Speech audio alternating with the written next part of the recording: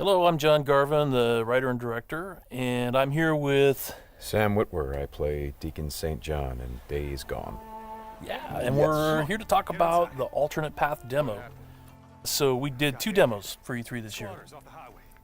One you guys saw at the media showcase, and this one we showed behind closed doors on the floor at E3.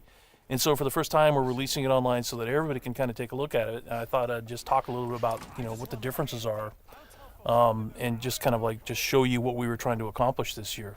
Yeah, I mean, the most obvious difference so far is the last one was nighttime during the rain, and this is daytime during the snow. Yeah, and it's not just cosmetic. And I think that's one of the things we really wanted to emphasize, because this time we're showing sort of a day in the life of Deacon. You see he's on the drifter bike here. We wanted to show a little more of the bike riding and how the weather can kind of impact that. So we have this drifting mechanic, right? You see him kind of slipping and sliding around a little bit. Changes the handling of the bike. That's really interesting. Now, there were wolves there last time, John, and these wolves would pursue you down this road, and then Deacon had to turn his back, shoot a wolf, and he got clotheslined right up there, didn't he? Yeah, exactly. So this time you see that he wasn't being chased by the wolves. That's a dynamic event that can happen or not. It just depends on when you're playing the game. Interesting. And this time Deacon saw the ambush and he was able to avoid it. So he kind of comes up and around and behind them. So does weather impacts whether these creatures show up or not in daytime, nighttime, all that stuff? Yeah, absolutely. So especially the freakers, they come out, they're mostly nocturnal, but they will come out as the weather gets colder. They become stronger in the cold. Right. And so that will, again, kind of change up the way the game plays. That's very, very... I kind of love that you decided to do this as a demo to show 2 completely different iterations on the same exact mission in the game. Yes, exactly. So we wanted to have, the job is basically the same. Deacon hears that his buddy's in trouble, rides out to save his life.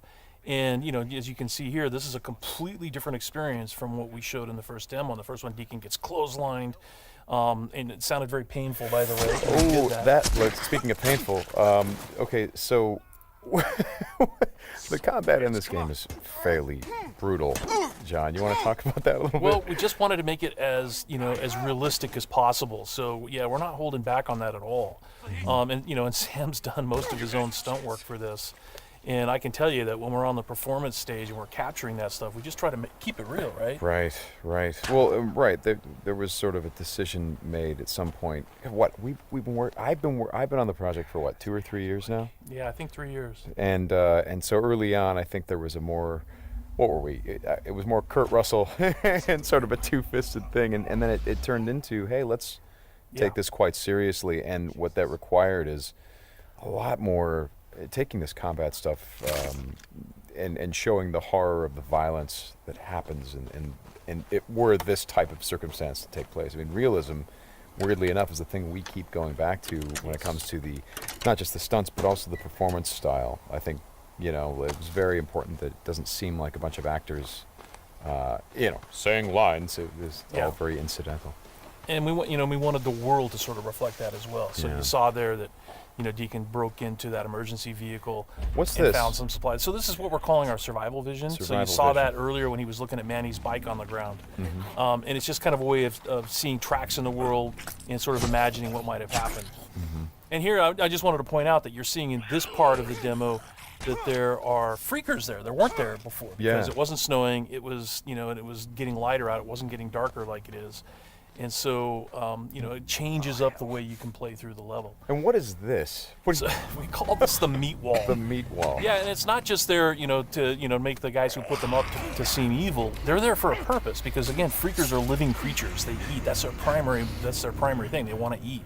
And so you hang these dead freakers up, and any freaker, rather than coming into their camp like you see here, they would actually stop and snack. Yeah, exactly. Yeah. And then the same thing with this freaker that they've hung upside down. Mm-hmm. There's a bear trap underneath it, and they use that because a freaker will come, be attracted to the meat, and then hit that trap. Interesting. Another thing you just saw, by the way, is that tin can. The tin can trap that you that's an alarm that the marauders will put up, and this is again some of the things that marauder camps just do. And you find these marauder camps throughout the world. You'll find traps like that, and then if you're careful and you're paying attention, you can avoid them. Because in the first demo, Deacon didn't avoid it, and he set off that alarm. Right. Now this is the same tactic that he used last time. Throws the rock to get someone to to lure him over and have him step in the bear trap. But this one plays out a little bit differently than last time. One of the things that struck me, and we've talked about this obviously as we've shot, but there's an effort of the other Marauders to get this guy to shut up, and he won't. Yeah, and so in the first demo, Deacon's heading on down the trail, and you can hear that happening behind him. Right. And this time we're showing what happens. So, he's watching everybody react to this poor guy trapped in the in that bear trap, and she just is like, shut up, shut up, shut up, and then just loses it and shoots the guy. Right. And of course, in the meantime, Deacon is crafting a Molotov and just takes them all out. Right. Oh boy, that's good. Ow.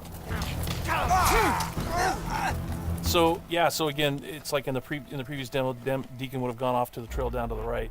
This time he's going to head this way. He follows the tracks, and comes under a sniper attack. Now let me ask you something about the survival. Okay, there's a sniper attack coming, but the survival vision is, if you don't say upgrade your survival vision, can you miss clues? I mean, are there things that you would get if you upgraded your survival vision that would help you complete the mission better? Exactly, and you have to, we have a whole skill tree, and it's all tied to the experience that you can earn as you're just playing through the game, and then you can upgrade those things. What's happening here? We got a freaker tied to a tree. Yeah, so this is another type of trap that Marauders will set. They will they will basically chain freakers to the perimeter of their camps, and they use them as kind of an alarm system. And then that, you saw that Marauder there. He was just tormenting the poor freaker, and then so Deacon kind of takes advantage of that. Well, and you think for a moment that Deacon is the guy, he's sort of helping the freaker by, getting the guy that taunted him. Is like, no, and then he's going to take the freaker out right afterward. Exactly. And this is a bit of silent sniping using the crossbow. Yeah, so this whole sequence at the end plays out very differently. In the first demo, you saw Deacon use a swarm. He weaponized a swarm, lured them into the camp, and then they kind of did the work for him. There's no swarm in this run-through. Right. So the player really has to go in and use what we're calling our strategic sandbox combat, and that's just, stealth mechanics and setting and using traps, whole arsenal of weapons. You see there's a variety of weapons that Deacon's going to use through this, including the crossbow. He crafts his own bolts. And he's got to figure out how to get up to Manny, using his combat skills instead of doing it strategically. So straighten me out. Those bonfires, were those there in the previous demo? No, they weren't. Right. So that's another big difference. Is that if you come here during the day, it's like in the media showcase demo, there was like kind of a fight club thing going on. Right. They were punching each other, and everybody was just sort of getting into it. Nobody's really paying attention to what's going on. Yeah. And now it's getting dark and it's cold out. So they've built these bonfires. So. And again, it's not just a cosmetic change in the way the... Well, it's cold, right? Yeah, it's because it's cold. They have to build some... So it changes the way the Marauders behave in the level. Mm-hmm. Well, that's very... Again, this is part of the reason why I love that you did this as a demo, because the behavior of all of these things, not just the freakers, but the Marauders, everything, there's a logic to it. You can track why they're doing the things that they're doing. And you can use it to your advantage in the gameplay. That's kind of what I like about this so much. And that's really what we wanted to showcase this year, is that it's an open world game, and everything you see around here. And again, we're only playing this two different ways. You saw that waterfall way up there off in the distance. There's a bridge that goes in front of that. If you had a sniper rifle and enough ammunition, you could have driven your bike all the way up there. There's trails that go all the way up there. And you could have used your sniper rifle to take out this entire camp, because it would have taken them a while to figure out where the shots were coming from and to get to you. So, that's a different way to play it. There's another way to play it, by the way, where you could have just stealthed in through the entire camp if you had the skills to do it.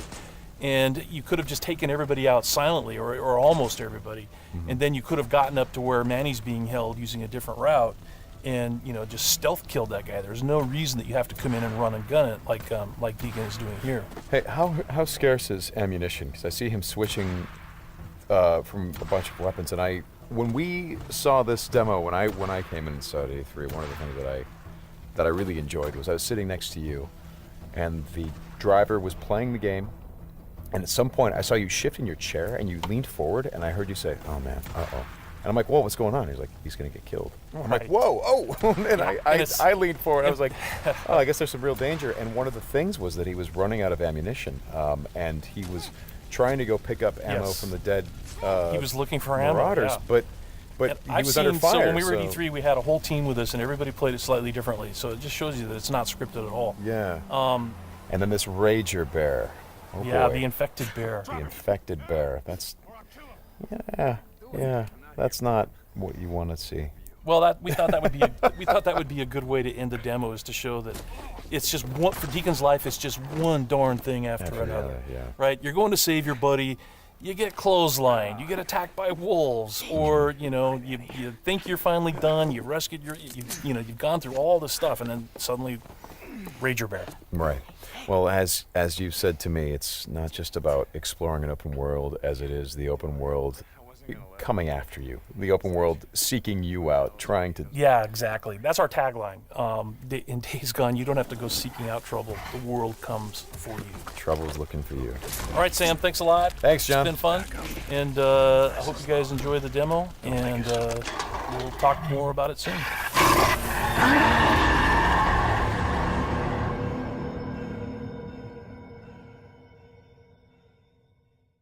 PS4 for the players.